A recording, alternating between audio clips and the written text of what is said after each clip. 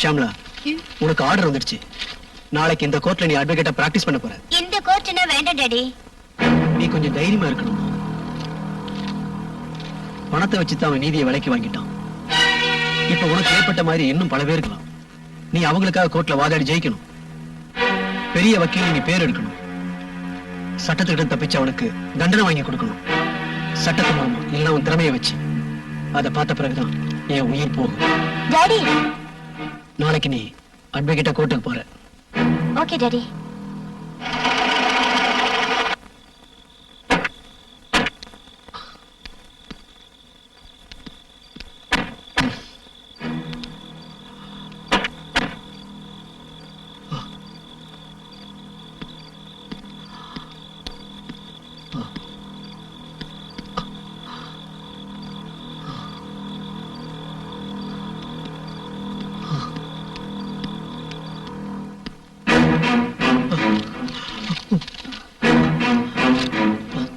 என்னங்க என்னாச்சு? ஏன் ஒரு மாதிரியா வரீங்க?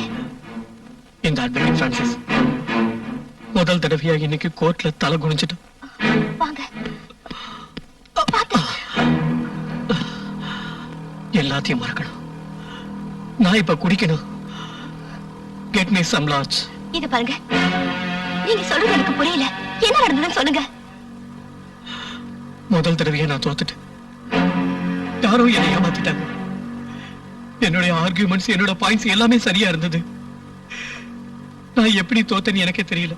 நான் தோக்கல. அந்த நீதி தேவதையே தோத்துட்டா. No, I can't believe it. Hello doctor. உட்காருங்க. எவ்வளவு நாளா இந்த பழக்கம் இருக்கு? மூடு சரியில்லைன்னா அப்பப்ப குடிப்பேன். நான் அதை பத்தி கேட்கல. ஸ்லீப்பிங் டேப்லெட் சாப்பிட ஆரம்பிச்சு எவ்வளவு நாள் ஆச்சு? ஸ்லீப்பிங் டேப்லெட்ஸா? ஆமா, தூக்க மாத்திரை சாப்பிட்டதுனால உங்க பிளட் கெட்டு போயிருக்கு.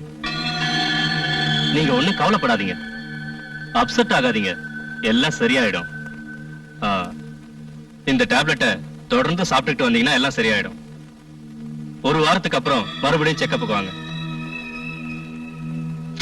இனிமே தூக்க மாத்திரை சாப்பிடாம இருக்கிறது நல்லது.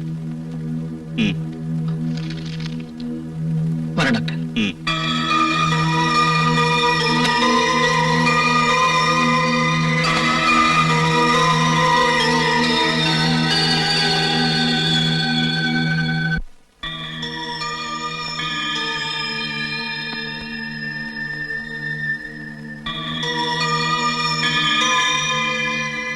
நீங்க எவ்வளவு நாளா தூக்க மாத்திரை சாப்பிட்டுட்டு இருக்கீங்க? என்ன ஏதோ யோசனையில இருக்கீங்க? ஒண்ணு இல்ல, சரியான தூக்கம் இல்ல. நீ பாலை வச்சுட்டு போ, நான் அப்புறம் குடிச்சுக்கிறேன்.